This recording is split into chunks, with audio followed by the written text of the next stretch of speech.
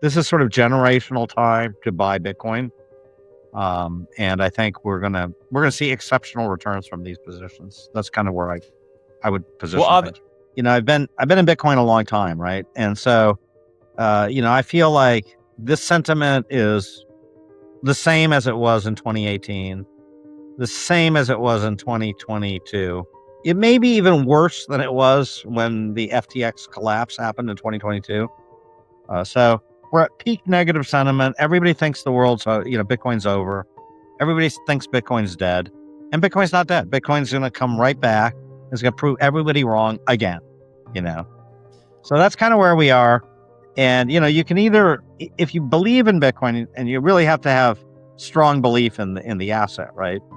But if you believe in Bitcoin, this is the absolute best time to be buying Bitcoin. According to Fred Krueger, Bitcoin is about to enter a phase where long-term accumulation, fear, and undervaluation could provide the groundwork for the next significant increase. He claims that while weak hands are pulling out of the market and stronger investors are setting themselves up for the future, Bitcoin is trading significantly below what many models indicate it should be. We'll discuss why Krueger thinks this uncertain time could turn out to be one of the most lucrative times for long-term Bitcoin investors in this video. If you're intrigued by bold predictions and deep financial insights, make sure to like this video, subscribe to the channel, and turn on notifications for more engaging content. Thank you for your support and enjoy the video. Where do you think we are right now? Kind of broad macro backdrop. Bitcoin, just take all the time you need, just set the table. We are at basically the cheapest Bitcoin's ever been. We are at power law lows. We never had a full, proponents of the 4-year cycle say that, every 4 years we go down. We never really went up to the point of where we would normally go in a bull market. And we had a massive selling that was mainly caused by Bitcoiners, not non-Bitcoiners, not the financial world, but the Bitcoiners, the OGs, people who got in for, close to a decade or more, sold at 100,000. And everybody sold in 2025, and they sold in advance of fall 2025, which was supposed to be the top of the market, and everybody kind of wanted to, front run that. And so I would say the OGs have sold, the ETF buyers have bought, but there was so much OG selling that we're down 50%, and that's it. That's the bottom. We have never been this cheap on every number of metrics, and what I think is we're going to have a hard rally at this point. So this is sort of generational time to buy Bitcoin, and I think we're gonna see exceptional returns from these positions. That's kind of where I would position things. What are those metrics that you think Bitcoin's incredibly cheap based upon, other than the power law? You can, and by all means, go into the power law as well. So that's the number. That. Okay, so I think there's a lot of metrics, but none of them have the validity of the power law, right? So the power law is sort of like, if you look at Bitcoin, you say, what is? Obviously, we're in Bitcoin because it's going up, because number go up, right? That's why we're in Bitcoin. But then you have to say, well, what does number go up mean, right? It went down. Number go down from last November. Number has not gone up from November of 2021, right? So you have to be very careful when you say number go up, right? So the question is, what is the CAGR, the compound annual growth rate of Bitcoin, right? And in order to answer that question, really, there's only one way mathematically you can answer, which is create a model of Bitcoin prices and then impute the CAGR from that model, right? So one model of Bitcoin prices is exponential growth model, which is constant growth rate model, right? And so you could say, okay, let's look at the constant growth rates for the last 10 years. Well, okay, in January of 2017, Bitcoin is at 1,000, right? Now it's at, let's call it, 65,000. So it went up 65x in 9 years. Okay, well, what is that in terms of a growth rate? Well, that growth rate is pretty high. It's like 50, 60%, right? But is that compound growth rate Is that a really good model for Bitcoin? No, it's a bad model for Bitcoin. Why?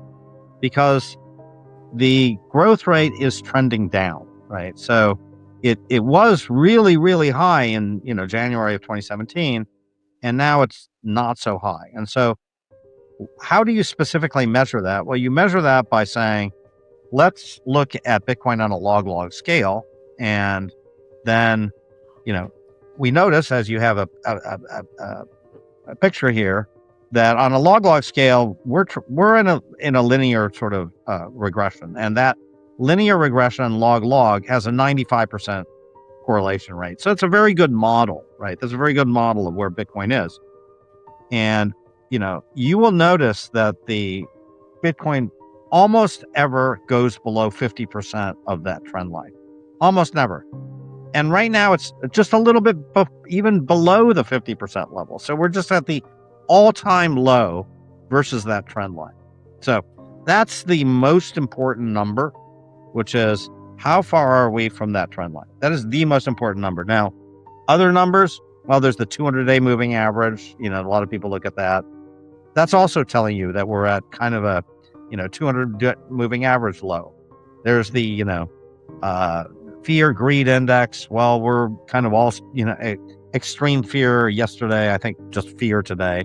But basically, by every metric, and the really number one metric is this power law number, we are at max sentiment low. Everybody hates Bitcoin. Nobody thinks it's useful anymore. People think that if you want to make money, you just invest in AI stocks. That's the narrative of 2026, right? And that's usually a great time to take the contrarian view, right? So if everybody thinks one way, taking that contrarian view is often, that's the best possible view, right? So, buy when there's blood in the streets, buy when people, think that Bitcoin's over, it's done, there's nothing left, where Bitcoin doesn't even make sense anymore. You should be in gold. You should be in AI stocks. Well, actually, no. That's exactly the time you're supposed to be in Bitcoin. So it does feel. Sorry, continue, Jeff. Continue. Yeah, no, I mean that's the argument, right? So, I'm very sensitive to to sentiment right now, and I feel like I've been in Bitcoin a long time, right? And so I feel like this sentiment is the same as it was in 2018, the same as it was in 2022. It may be even worse than it was when the FTX collapse happened in 2022. So we're at peak negative sentiment. Everybody thinks the world's, Bitcoin's over. Everybody thinks Bitcoin's dead. And Bitcoin's not dead. Bitcoin's going to come right back. It's going to prove everybody wrong again, So that's kind of where we are.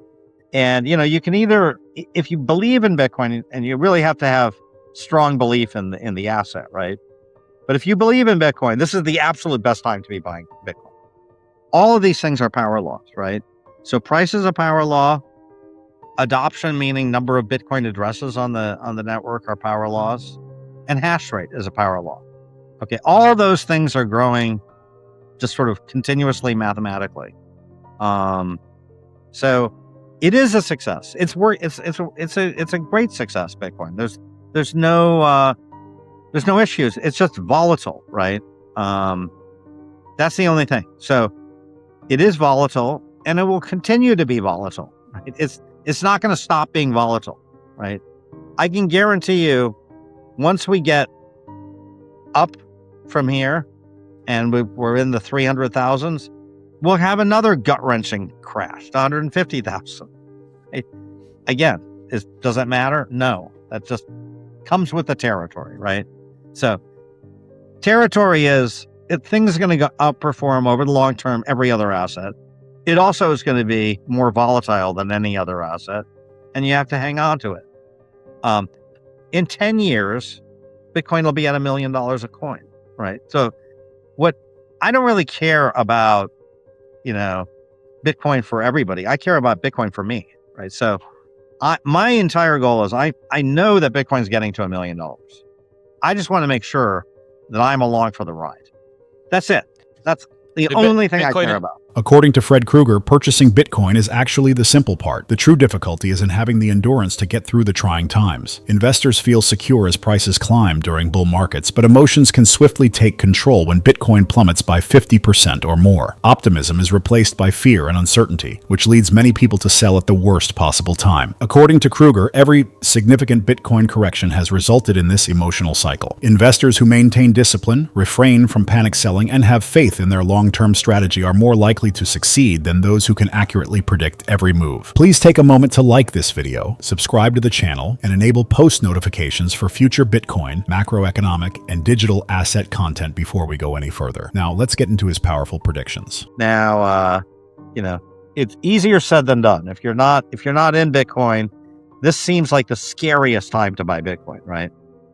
But actually, it's the best time to buy Bitcoin. The absolute best time to buy Bitcoin is right now. But what I would say is, if you look at this asset, and I'd say step back a second. You're saying, okay, if you want to buy Bitcoin and hold it for a very long time, let's just say over 5 years, right? You're going to have to mentally prepare yourself for the possibility, not just a remote possibility, but the probability that you're going to suffer drawdowns of 50% or more, right? That's just what happens. Why? Because you have, let's just sort of model this thing out. It's something like a power law, which increases at this point, roughly 40% a year, right? But it has something like 65, 70% volatility, right? So if you have an asset that's going up 40% a year, but plus or minus, 60% vol, what's the chance that that asset hits a peak and drops 50%? Well, what's the chance it does that within 2 years? Well, you can ask ChatGPT that, right? Say, I have a random walk that's going up 40% a year, right? But it has a volatility of 70%. What's the chance that this thing goes down 50% from its all-time high in a 2-year period? And ChatGPT will say 70%. So what's the chance that it goes down 50% from an all-time high over a 4-year period? 90%. Right? So my point is, structurally, if you have an asset with this kind of volatility and this kind of growth characteristics, you will have drawdowns, right? You will, right? So, if you're planning on buying it and holding it, like I am and like I have, right? You are going to have massive drawdowns, right? It's going to come with the territory, right? Now, so then you ask yourself the question, okay, is there any way I can avoid that pain, right? Is there really any way to avoid that pain? And, there's a couple different techniques you can do. You can sort of use rebalancing in this Kelly criterion, which is sort of like saying, I'm going to keep a constant fraction of my net worth in Bitcoin, right? So you say, what does that look like? Well, let's just say it's 70% of my net worth in Bitcoin, right? Well, actually, it turns out that that's mathematically the right number, right? Like you can prove that mathematically. But, well, if you have 70% of your net worth in Bitcoin and Bitcoin goes down 50%, you just lost 35% of your net worth, right? So even if you're doing that, even if you're rebalancing at the exact top, right, you still could have a 35%, drop in your net worth. So, like, my point is that pain comes with the territory, right? Now, you could say, well, I'm going to be the smart guy. I'm going to come in. I'm going to buy at the time. I'm going to look at all these valuation metrics. I'm going to get completely out of the market, and then I'm going to get back into the market in the low, right? And a lot of people think, well, that really works, right? The problem is that doesn't work either. That doesn't work from a lot of perspective. Like, I can tell you that doesn't work because psychologically, people who do sell never buy back. They never do. They basically just get completely bearish on the way down, and they're out of the market, and then the market comes back, it roars back, and they're just out. They're not in Bitcoin, right? So the only people who have managed to hold on to this wild bull, right? The only people who do it are the people who just, hold their breath, take the lumps, and ride it through. That's the only people who do it. And I know a lot of Bitcoiners, right? And the ones that have succeeded are that they're the people who just held through. That's it.